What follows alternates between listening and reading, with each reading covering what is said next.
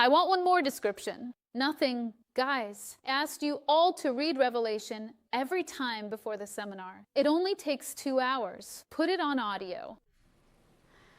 Chapter 17, let's go. And this one we're not even going to read because we studied chapter 17 in detail in another seminar. Let's go. Verse 3.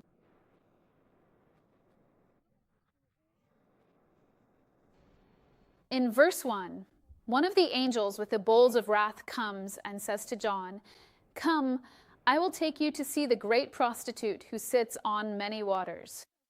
Verse 2. With her, the kings of the earth committed adultery, and those who dwell on the earth became drunk with the wine of her immorality. 3. He carried me away in the spirit into a desert.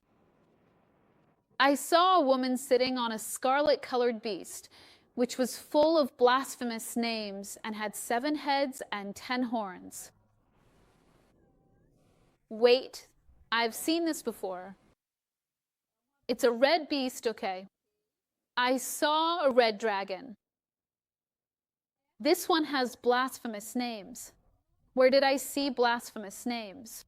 Wasn't it on the one that came up from the sea? It had blasphemous names on its heads. And this one also has 7 heads and 10 horns. The dragon had them too, and so did the beast that came up from the sea. Which one do you think it is? Verse 9. Here is the mind that has wisdom. Hey, I didn't even have to think too hard. He's already going to give it to me right in the text. 7 heads aren't just similar. They are 7 mountains on which the woman is sitting. It didn't say she was sitting anywhere else. Here, in verse 1, it says that she is sitting on many waters.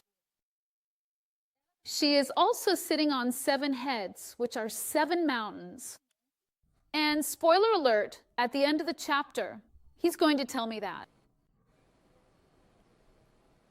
These waters are, in verse 15, they are peoples, multitudes, nations, and languages. So she is sitting on many waters, which are peoples, multitudes, nations, and languages. She is also sitting on a beast, and she's also sitting on the heads because she's sitting on the mountains. And besides that, these mountains are also kings. Did you make your little list of what everything is? Got it? Okay. And the 10 horns you saw, there are also kings. So let's go. It's a beast that has some features like a dragon. It has a name of blasphemy, and the heads are no longer crowned, for whatever reason. For whatever reason that may be. Now, the horns are crowned because I'm associating it with the beast that rose from the sea as a possibility. And these heads are mountains and also kings, and the horns are also kings. So, imagining that these are different entities, that they are different governments, that these mountains, which are waters and are spread across the earth, because they are peoples, multitudes, nations, and languages, all in the plural. Could they be the continents? Could they be the mountains of society? Could they be the 7 mountains or hills of Rome or Babylon or Jerusalem? Now you can be happy to pick whichever one you want, because all 3 cities have 7 hills according to someone's theology, which I've read. And what else can I add here? And she is seated on the beast, on the heads, on the mountains, on the waters. Okay, this Babylon is interesting because she's going around the nations, but she's associated with this dragon, who is the devil, who is Satan. One thing's for sure, it's not something good. The kings of the earth, as we read here in verse 2, are getting drunk and committing adultery with her.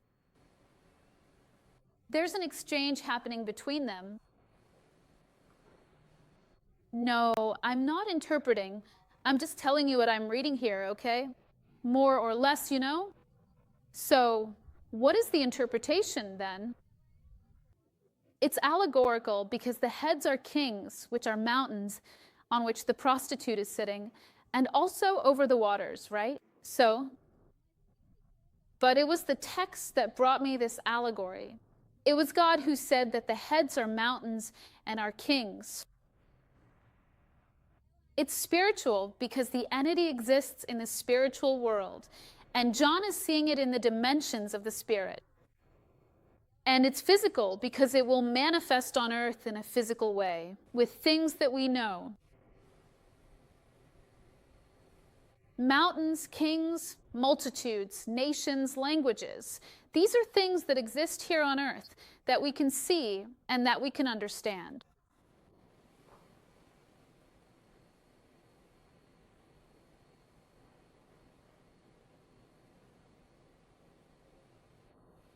Every detail is important to piece together the enigma of the Antichrist empire.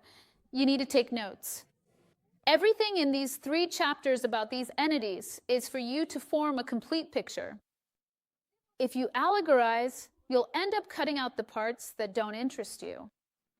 If you take things a bit more literally, you'll have more details so that when it happens, you can react quickly in discerning and identifying these entities, these structures.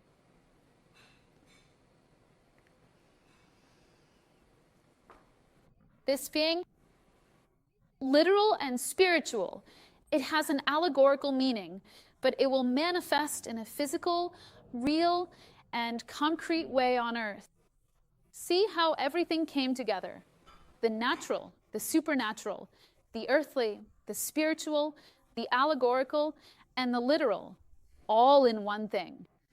I didn't dismiss any of it. None of them. You can't dismiss any of them. There are so many layers of dimension, of interpretation here, a lot. We're just pointing them out.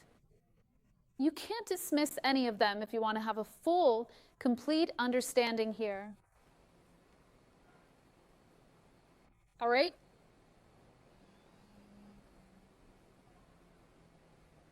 I'm going to read what I wrote here. Satan manifests himself in his essence, in the spiritual dimension, as a dragon. Some of his descriptive characteristics have allegorical meanings. In the last days, he will manifest himself through governments and kings in the earthly dimension. So I've kind of covered it here, not completely, but let's say the main chapters that talk about this. I already know they're going to die in the lake of fire. I already know that in chapter 16, it talks about the bowls of wrath that will be poured out on the false prophet, on the beast's empire, on the Antichrist, and all that. I know that everyone will end up in the lake of fire. But now I want to look at within the same author and following my interpretation protocol, where else John writes about anything related to these beasts and dragons and so on. Let's go. In the first letter, it's from John. He doesn't use that terminology.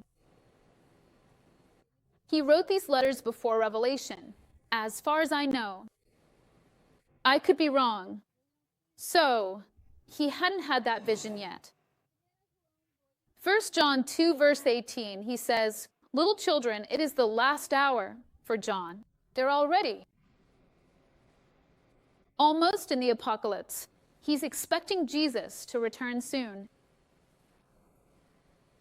I don't know when he wrote it. 1 John, whether it was before or after the destruction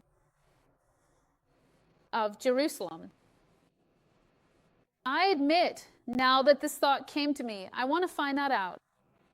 But the last hour begins at the cross, because the plan of redemption started the day man left Eden. When we get to the cross, we're already in the 4th millennium. We're already halfway through the plan of redemption. We only have 2,000 years left. Jesus inaugurates this last phase, this final transition, or next to last transition, until his second coming. So John says, it is already the last hour. And as you have heard that the Antichrist is coming, we already knew the Antichrist was coming. There are already other texts in the scriptures that talk about this, like in Daniel and so on. And then John brings the warning, right? You know that he is coming. And now there are already many who have appeared because they are in the spirit of the Antichrist. And that's why we know it's the last hour. For us, the hint that John is giving is, he died. It's already been 2,000 years, but when we get closer to the last days, that would be a sign that there would be many antichrists. The one who says this is Jesus, back in Matthew 24, there will be many false prophets, and they come in the spirit of the Antichrist. He comes to deceive the people so that everyone ends up in hell, and he comes to deceive even the disciples, the chosen ones. In the same chapter of John, he says, "Who is the liar if not the one who denies that Jesus is the Christ?" The Antichrist is a liar. He denies that Jesus is the Messiah, that he is the Christ, that he is the Savior, that he is the Son of God, that he is the Son of Man, that he is the Redeemer. This is the Antichrist, who denies the Father and the Son. The more time goes by, the closer we get, we will start to see more and more attacks against the person of Jesus. In chapter 4, John says, "Every spirit that does not confess Jesus does not come from God. On the contrary, this is the spirit of the Antichrist, about which you have heard that it is coming, and even now it is already in the world." The spirit of the Antichrist is already in the world, because since there is already a Christ, now we can have an Antichrist. In his second letter, John says, "Because many deceivers have gone out into the world, who do not confess Jesus Christ as coming in the flesh." We know there are doctrines that say Jesus came, but he didn't really come as a man. He came, like a ghost. Many say that he did not die and that he did not rise again. These are under the spirit of the Antichrist, which is a deceiver. So we have several characteristics that John gives us about that figure of the beast.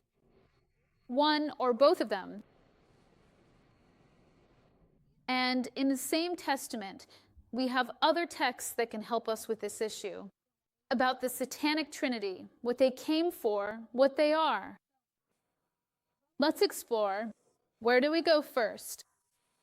Let's go with Paul. Thessalonians in the second letter, actually 1st and 2nd Thessalonians are essential for us to understand the coming of Christ, the signs and everything else. Paul starts by saying this, "Let no one deceive you in any way." Guys, deception is everywhere out there, and in the last days, it's even worse. But don't let anyone fool you. And he's talking about the second coming.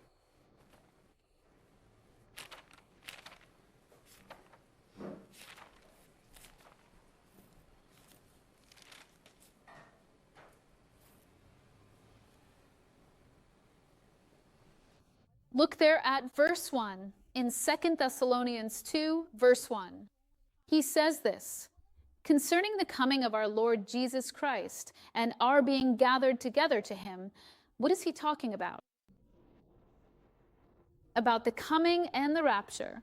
Notice that he put everything in the same passage here in an order. The coming and the rapture. As for that time, don't let yourselves be easily shaken from your way of thinking, nor be alarmed, whether by spirit, by word, or by letter, as if we were saying something like that. As if the day of Christ had already come. No, folks, Jesus hasn't come yet. Call the preterist over here. Jesus hasn't come yet because there's a protocol of signs. He comes and he announces and he tells us exactly how it is, so we don't get lost and don't think the wrong way, so we don't misunderstand everything. Let no one deceive you in any way, because it won't happen like that. The second coming. First, before Jesus returns, there are two things that will happen, at least two. The apostasy, which is the church falling away, it won't take much because the church that calls itself the church has already fallen away. It's been a while. An apostasy is coming. The man of sin, the son of perdition, will be revealed. The coming, that's the order. Oh, wait a minute. We were looking for that deceiver, the Antichrist, right? Could it be this one? The man of sin and the son of perdition? What an idea. What is his characteristic? He opposes and exalts himself against everything that is called God. Sounds a lot like what John wrote, doesn't it? Denies Jesus, denies that Jesus came in the flesh, that Jesus is the Son of God. He rises up and opposes everything that is called God or is worshipped. So much so that, look, this is interesting, really important, this detail. He will sit as God in the temple of God, wanting to appear to be God. Didn't Lucifer try to do that? See how everything is kind of fitting together? Now we're already in Paul's letters. We visited Revelation 13, 12, 17, bits of John's letters, and now we're here with Paul. What else does Paul say? That's it for Paul. There's still a lot from Paul here for us to understand about the Antichrist. Later, you can go back and read it. I didn't want to get into the big controversy of Thessalonians without these two, because we wouldn't get out of it today. But I want to know, then, did Jesus have anything to say to me about this? Let's go. In Matthew 24, verse 15, what's the topic of what Jesus is talking about here? The disciples asked him, Jesus, what are the signs of your coming, and what are the signs of the end of the age? So we're talking about eschatology. And since we're discussing eschatology, we're studying eschatos, the end. Regarding the sign of the second coming, in verse 15 of Matthew 24, Jesus says, So, when you see the abomination of desolation, spoken of by the prophet Daniel, standing in the holy place, let the reader understand. Then let those who are in Judea flee. Let me take a look at the other gospel to see what Mark wrote about this. So, when you see the abomination of desolation standing where it should not be, let the reader understand. Then let those who are in Judea flee to the mountains. So, hold on. Paul said that the one with the spirit of the Antichrist, that Antichrist, he first called him the man of sin and the son of perdition. Then it says that he will sit as God in the temple. Then Jesus, before that, had already said that there would be a moment called the abomination of desolation, which would be when something happens that shouldn't be in the holy place. There's something abominable in the holy place. Mark expands on this a bit and says, when you see the abomination where it should not be. Okay, I'm not sure I understood very well, but since Jesus said that the prophet Daniel talked about this, I think it would be a good idea for us to take a look at Daniel, right? So let's go to Daniel. Let's look at the rest of the scriptures. Dear Daniel, whom we read almost every seminary, we read Daniel. You've practically memorized all the beasts and monsters from Daniel. Let's go first to chapter 11. No, chapter 11, verse 28. Daniel says that a vile man will return to his land with great wealth. He's witnessing that battle between the kingdom of the north, the king of the north, and the king of the south. They're crossing Israel from north to south. It's one of the battles that sets the stage for the rise of the Antichrist. There will be a vile man who will do this. And when it says he will return to his land, it means he's fighting with the king of the south. He is the king of the north, and he goes back to the north, and his heart is kind of offended toward Israel. And he'll do whatever he wants, then return to his land. Then he comes back, settles in, and he says, let me see if it's worth reading the text here.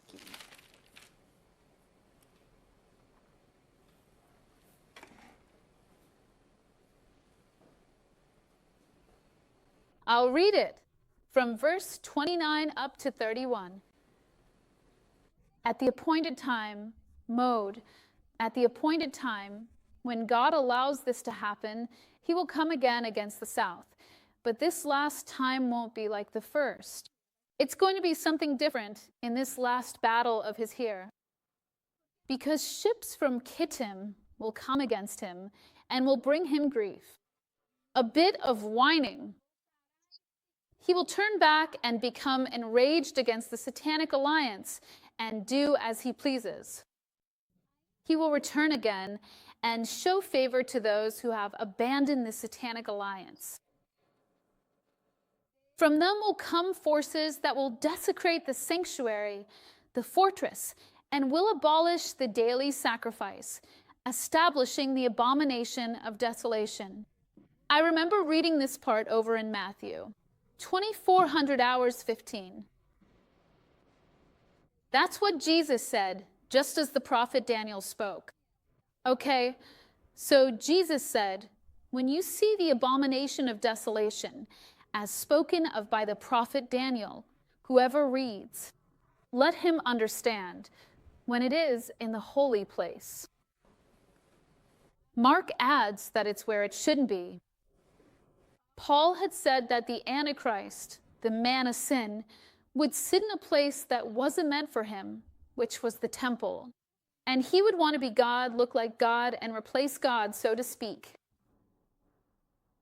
And now, Daniel is talking about the same subject in the context of a war in Israel.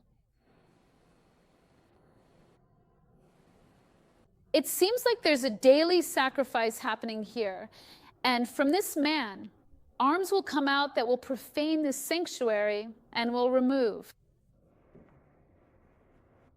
the sacrifice. So there is a sacrifice, and the abomination of desolation is established when it is taken away. The sacrifice, okay, keep that information in mind. Because back in chapter 9, we've already studied the chronology of the plan of redemption, the 70 weeks of Daniel. When we get to verse 27, what do we read? He, the Antichrist, we already know we're talking about the Antichrist. For those who have studied Daniel 9, he will strengthen a covenant with many for a set period of time. These are 7 weeks of years. That's 7 years, which is 1 week of years. It's the last week of the 70 weeks. And in the middle of that week, he will put an end to the sacrifice. Here, he will take away the sacrifice, right here. He put an end to the sacrifice. At that moment, the Antichrist, the man of sin, will enter the temple and say, I am God. He will put an end to the sacrifice. And upon the wing of abominations will come the desolate, which is another way of saying the abomination of desolation happened. From this point on, he will be destroyed. Daniel always does that. He says it's going to be horrible. It's going to be a disaster. But we win in the end. Everyone who's sleeping can wake up now, please. Everyone, open your eyes. Hi, wake up. You who's on the internet. Open your eyes. Grab yourself a coffee. Get up. Walk around the living room, the kitchen, the office. Sit down and stand up 5 times. Look at what we've already done.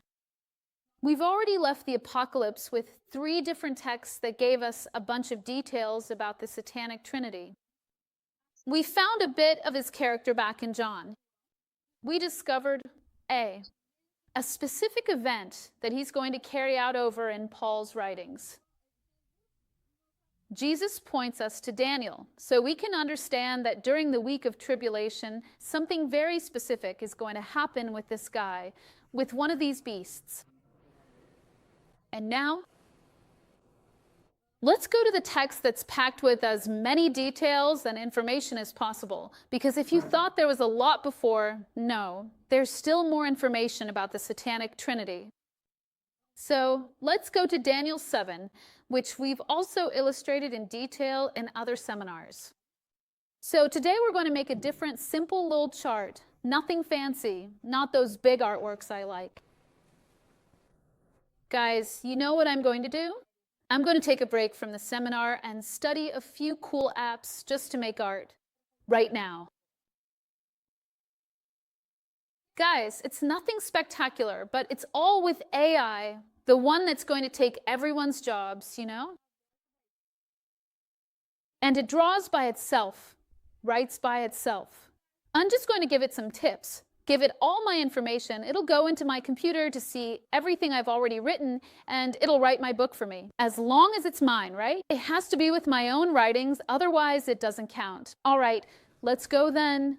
Daniel 7.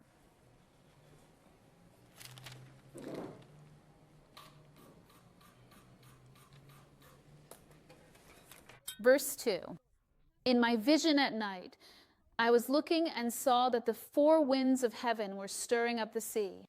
The great sea, which is usually the Mediterranean. Four great beasts,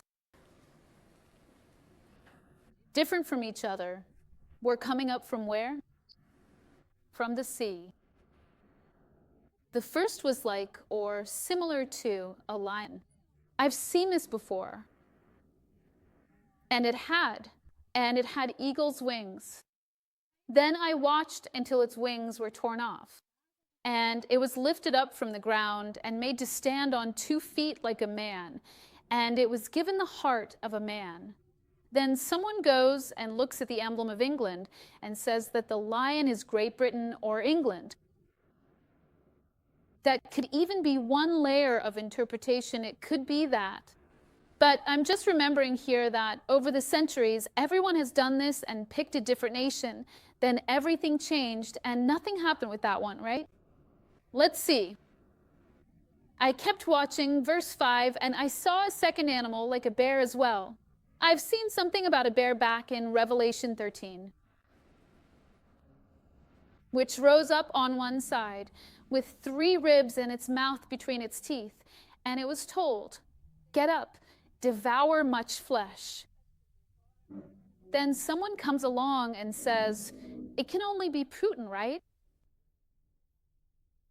That could also be one of the layers of interpretation. It could be yes. After that, verse 6, there's more. I kept watching and saw another animal, another living being, another creature. And it was like a leopard.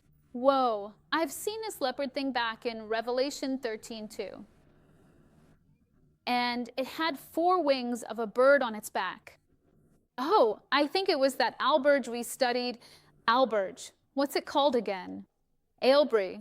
Ailbri. Ailbri. The one we studied in the Signs of Revelation. The one they put at the UN entrance or wherever. All right, let's go. It had 4 wings of a bird on its back. This animal had 4 heads. And it was given dominion. Cool. All right.